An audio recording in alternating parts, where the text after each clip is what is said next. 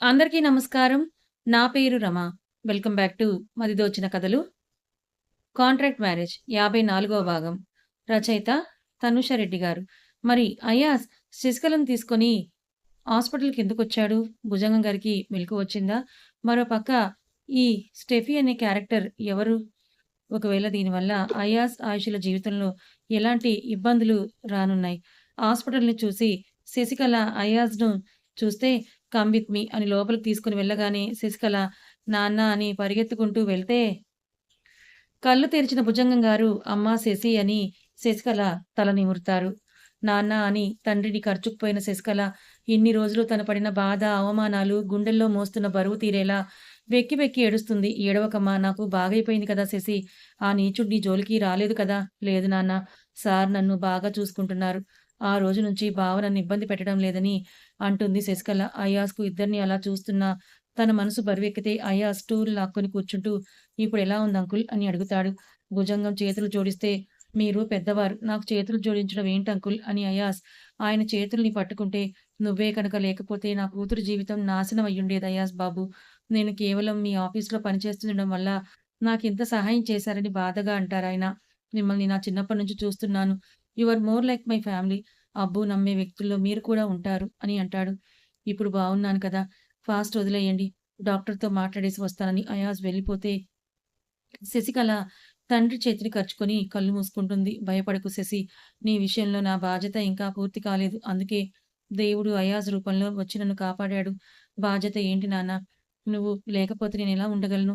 కూతురికి పెళ్లి చేసి అత్తారింటికి గౌరవ మర్యాదలతో పంపాలని ఏ తండ్రికి ఉండదు తల్లి. పెళ్ళా? ఒక క్షణం గుండె ఆగిపోయినట్టుగా అనిపిస్తుంటే అదురుతున్న గుండెతో అడిగింది శశికళ. అవును శశి. నీకు మంచి సంబంధం చూసి పెళ్లి చేయాలనుకుంటున్నాను. నీకు మంచి భర్తను వెతకాలిరా. శశికళ చెయ్యి అప్రయత్నంగా తన పొట్ట మీదికి చేరితే డాక్టర్‌తో మాట్లాడడానికి వెళ్ళిన అయాస్‌కు ఆయన కార్డియోపతి పేషెంట్ కాబట్టి షాకింగ్ ఇన్సిడెంట్స్‌కు దూరంగా ఉంచడం మంచిదని సార్. లేకపోతే ఆయన హెల్త్‌కే రిస్క్ అని డాక్టర్ జాగ్రత్తలు చెప్తే థాంక్ యూ డాక్టర్ అని రూమ్‌కొచ్చిన అయాస్ శశికళ ఇక్కడ మీ నాన్నని చూసుకోవడానికి నర్సెస్ అండ్ డాక్టర్స్ 24 అవర్స్ అవైలబుల్‌గానే ఉంటారు. నువ్వు నీ స్టడీస్ మీద ఫోకస్ చేస్తే చాలు కాలేజ్‌లో డ్రాప్ చేస్తానని అంటాడు అయాస్. వెళ్ళాలని అనిపించదు ఆమెకు. వెళ్ళు తల్లి. నన్ను చూసుకోవడానికి నర్స్ ఉందని భుజంగం గారు కూడా చెప్తే సరే నాన్న జాగ్రత్త. నేను రేపొస్తానని చెప్పి బయటికి నడుస్తుంది శశికళ. ఆలోచనల మధ్య ఉన్న ఆమెను చూస్తూ కార్‌ను ఒక రెస్టారెంట్ దగ్గర ఆపిన అయాజ్, "బ్రేక్‌ఫాస్ట్ చేయలేదు కదా నువ్వు. చేశాకే కాలేజ్‌లో డ్రాప్ చేస్తానని" అంటాడు అయాజ్. "వద్దు సార్ ఆకలిగా లేదు." "సీ నీ భయాలకి నీ కడుపులో ఉన్న బిడ్డను సఫర్ చేయకని" అయాజ్ సీరియస్‌గా చెప్పి తనే ఆర్డర్ ఇస్తాడు. వచ్చిన ఇడ్లీను కష్టంగా తింటున్న శశికళను చూసి, "నీ పరిస్థితి నాకు అర్థమవుతోంది శశికళ. అంకుల్‌తో నేను మాట్లాడతాను. యూ డోంట్ వర్రీ" అని ధైర్యం చెప్తాడు అయాజ్. "నిజంగా మా నాన్న నన్ను అర్థం చేసుకుంటారా సార్? నేనే తప్పు చేయలేదని, ఈ బిడ్డ ఒకరి కామానికి నా కడుపులో పెరుగుతోందని నన్ను నమ్ముతారా?" శశికళను చూస్తున్న అయాస్‌కు జాలేస్తే, అని ఆమె చేతి మీద తన చెయ్యేసి తడుతూ, "తప్పకుండా" అని అంటే శశికళ ఎమోషనల్ అవుతూ అయాస్ చేతిని గట్టిగా పట్టుకొని ఏడ్చేస్తుంది. వాళ్ళకు తెలియని విషయం ఏంటంటే అయాస్ మీద కసితో స్టెఫీ అక్కడే ఉందని మొబైల్‌లో ఫోటోస్ తీసుకొని, "నీ ఫేమ్‌ను ఎలా బజార్‌కి ఈడుస్తాను. జస్ట్ వాచ్ మిస్టర్ అయాస్" అని నవ్వుకుంటూ ఫేస్‌కి మాస్క్ పెట్టుకొని క్యాబ్ ఎక్కి తను స్టే చేస్తున్న హోటల్ పేరు చెప్తుంది. శశికళ తిన్నాక కాలేజ్‌లో డ్రాప్ చేసి ప్యాలెస్‌కు రీచ్ అయ్యేసరికి జోయా స్కూల్‌కి వెళ్ళిపోయి ఉంటుంది. పాపం నాన్న డ్రాప్ చేస్తాడని వెయిట్ చేసి తాతయ్య సర్ది చెప్పడంతో డల్‌గానే కూతురు స్కూల్‌కి వెళ్ళిపోయి ఉంటుంది. ఈవినింగ్ అయినా పిక్ చేసుకోవడానికి వెళ్ళాలని అనుకుంటూ బెడ్‌రూమ్‌కి వెళ్ళేసరికి ఆయిషి గడ్డం కింద చేయి పెట్టుకొని డీప్ థింకింగ్‌లో లీనమై కనిపిస్తే తనొచ్చింది కూడా గమనించని ఆమెను చూస్తూ వెనుక నిల్చున్న అయాస్ భుజం మీదుగా ముందుకు చేతులు పోనిచ్చి హత్తుకొని భుజం మీద కొరికి వదులుతాడు. కాస్త గట్టిగా కొరకడం వల్ల బ్లడ్ క్షణాల్లో చిమ్మితే నొప్పి కరుస్తూ పైకి లేచి నిలబడి కోపంగా చూస్తుంది ఆయిషి. సారీ.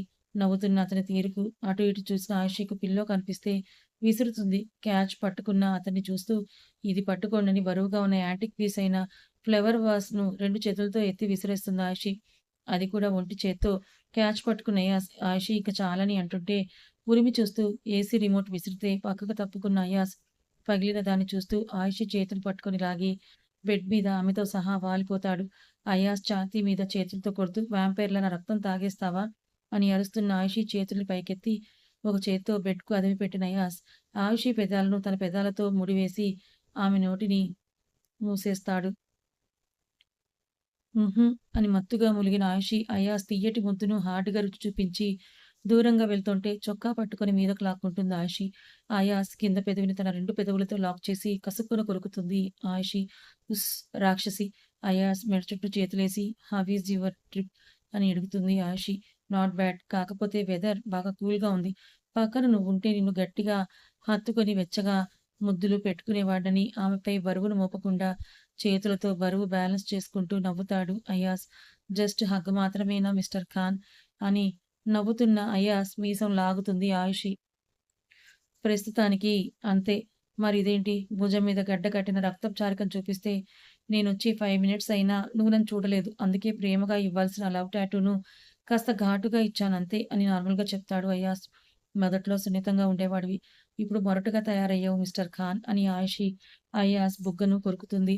మేబీ అయ్యుండొచ్చు అని ఆయుషి గుండెల మీదకు జారిన అయాస్ సరిగ్గా లేని నిద్రకు కళ్ళు మూతలు పడుతుంటే ఆయుషి గుండె చప్పుడే వింటూ కళ్ళు మూసుకుంటాడు. అయాస్ గడ్డాన్ని తడుముతూ స్లీపీనా అని అడుగుతుంది ఆయుషి. 1 అవర్ వరకు డిస్టర్బ్ చేయకని చేతిని తల మీద ఉంచుకుంటాడు అయాస్. తల నిమురుతూ బ్రేక్‌ఫాస్ట్ చేయలేదు నువ్వింకా. తిన్నాక పడుకో అని అయాస్ తలను బెడ్ మీద కొంచి కిందకెళ్ళిన ఆయుషి 5 నిమిషాల్లో బ్రేక్‌ఫాస్ట్ తీసుకొనొస్తుంది. అయాస్‌కు ఎదురుగా కూర్చున్న ఆయుషి అతనికి తినిపిస్తూ అతనితో ఆమె తినిపించుకుంటుంది. ఎదురుగా ఎందుకు శశికళను ఇంత తొందరగా తీసుకొని వెళ్ళిపోయావు మిస్టర్ ఖాన్? డీప్ బ్రీత్ తీసుకొని వదిలిన అయాస్ భుజంగం అంకుల్‌కు స్పృహ వచ్చింది ఆయుషి అని చెప్తాడు. My God! ఇప్పుడు శశికళ పరిస్థితి ఏంటి అయాస్? తనెలా ఇప్పుడు ప్రెగ్నెన్సీతో తన నాన్న ముందు ఫేస్ చేస్తుంది? ఆయుషి మొహాన్ని దోసిలిలోకి తీసుకున్న అయాస్ స్ట్రెస్ తీసుకోకని 100 సార్లు చెప్పుంటాను. స్టిల్ నీకు సంబంధం లేని వాటి కోసం వరీ అవుతున్నావా ఆయుషి? తను కూడా ఒక ఆడపిల్లే కదా మిస్టర్ ఖాన్! అభయ్ శశికళను తన ప్రేమతో కన్విన్స్ చేయలేకపోయాడు. శశికళను తలుచుకుంటుంటే పాపం అనిపిస్తోంది అయాస్. అంకుల్‌కు నెమ్మదిగా అర్థమయ్యేలా చెప్తే ఆయన అర్థం చేసుకుంటారు. ఇంకా శశికళ అభయ్‌ను క్షమించడం, యాక్సెప్ట్ చేయడం పూర్తిగా తన నిర్ణయం అది. నేను ఇన్వాల్వ్ అవ్వనని అంటాడు అయాస్. అని ప్లేట్ ఖాళీ అవ్వడంతో హ్యాండ్ వాష్ చేసుకొని రాగానే అయాస్ చేతులు చాపుతాడు. నవ్వుకుంటూ వెళ్ళిన ఆయుషి అయాస్ ఒడిలోకి చేరిపోయి నేనేమీ తమరి పిల్లో కాదని అంటుంది. వెనక్కి చేతిని పోనిచ్చి బెడ్ మీదకు జార్చిన అయాస్ నాకొక డ్రగ్‌లా అడిక్ట్ అయ్యావు ఆయుషి. నువ్వు లేని వేరే ఆలోచన కూడా నాకు రాదు. So keep quiet. నేనేదో చేసుకుంటాను మధ్యలో ఆపకని బయట తీసి తనకలవాటు ప్రకారం గుండెల మధ్య తలపెట్టుకొని కళ్ళు మూసుకుంటాడు అయాస్. గుచ్చుకుంటున్న గరుకు గడ్డం, సున్నితమైన స్థానంలో చురుక్కుమంటున్న మీసం, గిలిగింతలు మెలికలు తిరుగుతున్న ఆయుషి. హేయ్! కదలకని కసిరి ఎక్కడ ఆయుషి తనని వదిలేసి వెళ్ళిపోతుందో అన్నట్టు నడుముని గట్టిగా చుట్టుకుంటాడు అయాస్. నవ్వుకుంటూ అయాస్ తలను నిమురుతూ కళ్ళు మూసుకుంది ఆయుషి. ఇద్దరూ నిద్రలోకి జారుకుంటే లంచ్ టైం అయినా కిందకు రాని కొడుకు కోడల కోసం నజియా గారే బెడ్‌రూమ్‌కి నడుస్తారు. తలుపు నాక్ చేసిన డోర్ తెరుచుకోపోతే కాసేపయ్యాక ఆవిడే తలుపు తీసి ఆయుషి అయాస్‌ల గుండెల మీద నిద్రపోతూ కనిపిస్తే అతని చెయ్యి ఆమె వెన్ను దగ్గరుంది. ఆమె చీర కొంగు అయాస్ మొహాన్ని కప్పేసింది.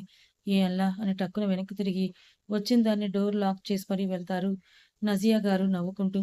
కాలేజ్‌కొచ్చిన శశికళను చూసి అభి నీ పిల్లరా అని అంటాడు అతని ఫ్రెండ్. ఆమె కోసమే వెయిట్ చేస్తున్న అభయ్ తల తిప్పి పింక్ కలర్ డ్రెస్‌లో తలదించుకొని నడుస్తున్న శశికళ కనిపిస్తే, మీరు క్లాస్‌కి వెళ్ళండని బైక్ పై నుంచి కిందకు జంప్ చేస్తాడు. తను నిన్ను చూస్తేనే చిదరించుకుంటోంది. ఎందుకురా తన వెనకపడి నీ స్థాయి తగ్గించుకోవడం? నీ స్టేటస్‌కు, నీ లెవెల్‌కు తనసలు సెట్ కాదురా అని తన ఫ్రెండ్ అంటే, విసుగ్గా చూసిన అభయ్ షీ ఈజ్ మైన్. నేను ఫిక్స్ అయ్యానని సీరియస్‌గా చెప్పి శశికళ దగ్గరకు నడుస్తాడు అభయ్. హాయ్! ఏంటి లేట్? తలెత్తి చూసిన శశికళ నవ్వుతున్న అభయ్‌ని చూసి ఒళ్ళంతా కారం పూసినట్టుగా అనిపిస్తుంటే, మొహం తిప్పుకొని నడుస్తుంది శశికళ. ఏమైంది? నిన్న బానే ఉన్నావు కదా! ఇప్పుడేమైంది? అయ్యింది. నాకే అయ్యింది. అది కూడా నీ వల్లే.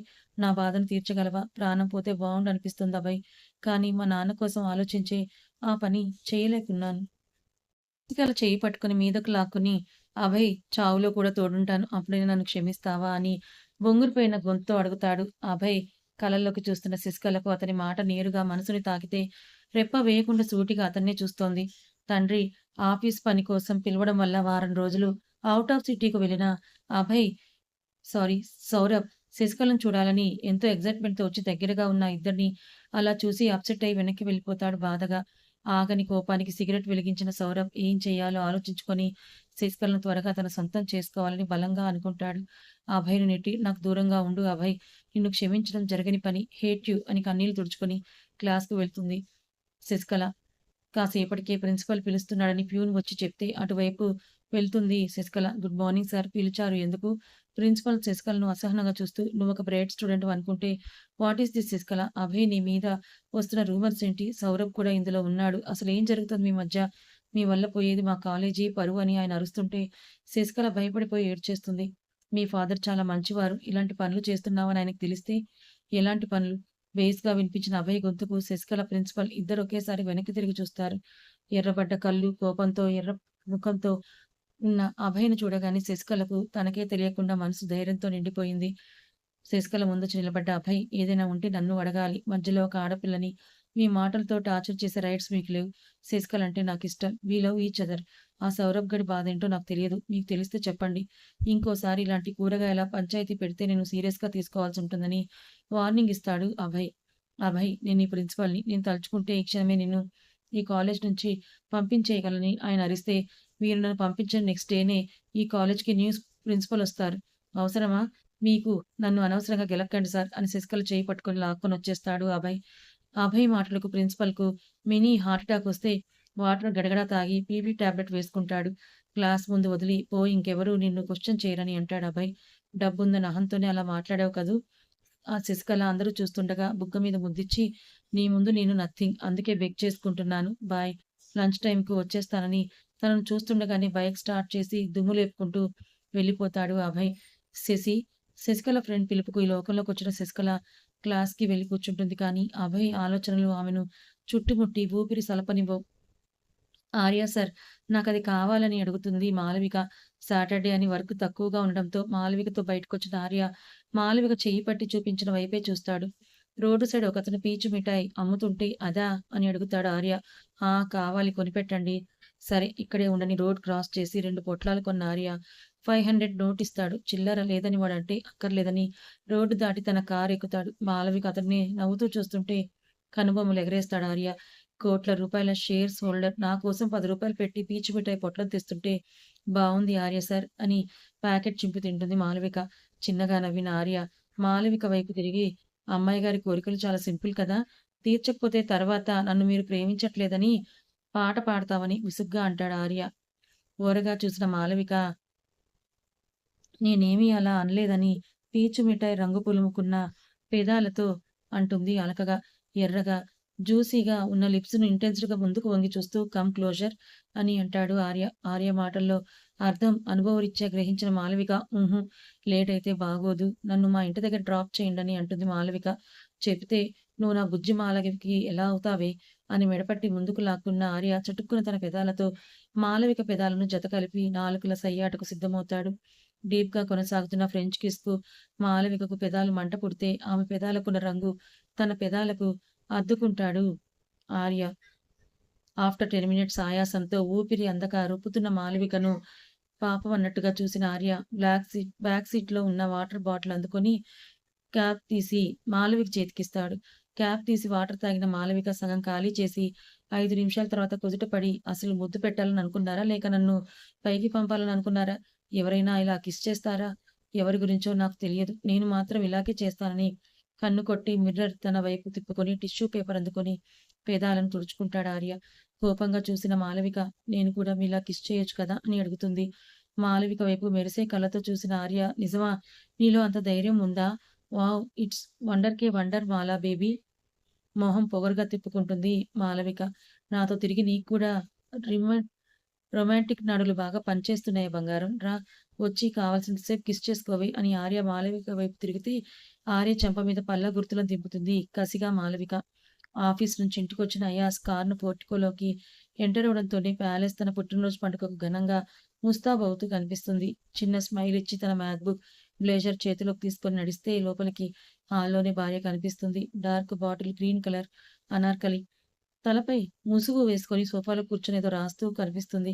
చిన్నగా నవ్వుకుంటూ ఆమె దగ్గరకు నడిస్తే, అత్తయ్య మీరు చెప్పినవన్నీ రాసేసాను. మీ అబ్బాయి గారికి ఎలాగో టైం సెన్స్ లేదు కాబట్టి డ్రెస్ కూడా నేనే డిజైనర్‌తో మాట్లాడి డిజైన్ చేయిస్తానని చెప్తుంది ఆయిషి. అబ్బో!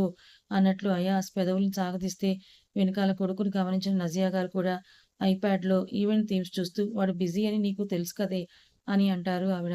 బిజీ అయితే పెళ్ళానికి, కూతురికి టైం ఇవ్వలేరా అత్తయ్య?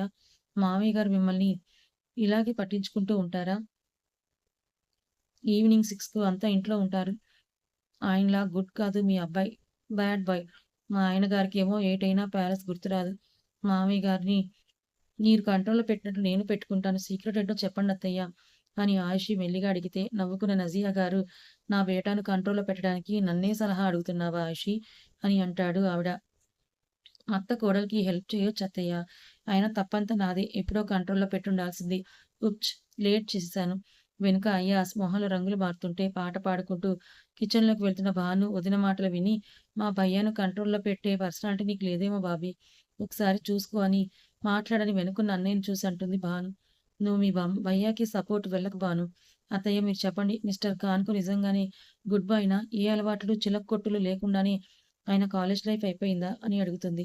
అబ్బా! ఏంటి ఈరోజు నా బేటా మీద పడ్డావని తల పైకెత్తి చేతులు కట్టుకొని సీరియస్‌గా చూస్తున్న కొడుకుని చూసిన ఆవిడ, వాడినే అడిగి తెలుసుకో అని పైకి లేచి ఆయిషీ రాసిన లిస్ట్ తీసుకొని వెళ్ళిపోతారు.